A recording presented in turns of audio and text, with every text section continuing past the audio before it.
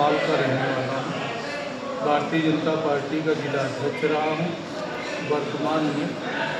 उत्तर प्रदेश जिला सहकारी bank chairman association का भी अध्यक्ष हूँ और लखनऊ पेट्रोलियम डीलर एसोसिएशन का भी अध्यक्ष हूँ। साथ ही साथ लोकल मैं इस लखनऊ ज़िले का एक निवासी हूँ जो रमाकांत जी के परिवार से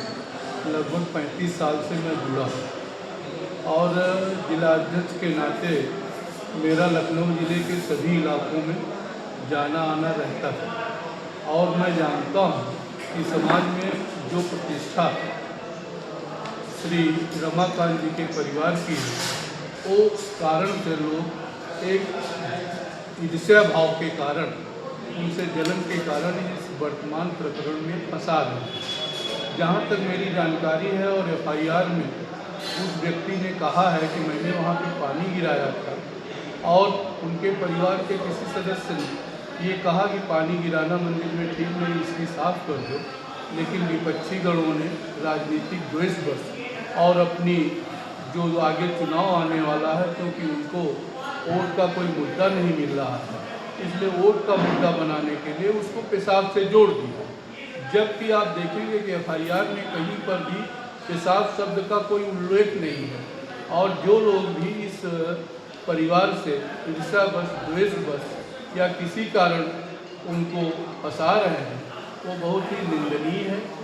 और उसकी मैं चूँकि लखनऊ का निवासी भी हूँ इस नाते घोर भर्त्सना करता हूँ और माननीय मुख्यमंत्री जी सहित मैं लखनऊ के प्रशासन से मांग करता हूँ इस घटना की न्यायिक जांच होनी चाहिए क्योंकि अनुसूचित जाति और अनुसूचित जनजाति का जो एक्ट बना है वो लोगों ने बहुत सुंदर विचार के साथ बनाया था कि इससे अनुसूचित जाति के लोग समान अधिकार के साथ समाज में जिएंगे, लेकिन उसका क्योंकि सरकार से कुछ पैसा मिल जाता है उसका प्रलोभन के कारण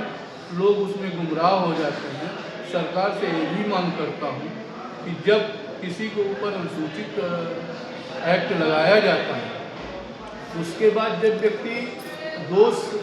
मुक्त होता है तो उसका तो जीवन उसमें जेल से लेकर के समाज में उसकी प्रतिष्ठा गिर जाती है,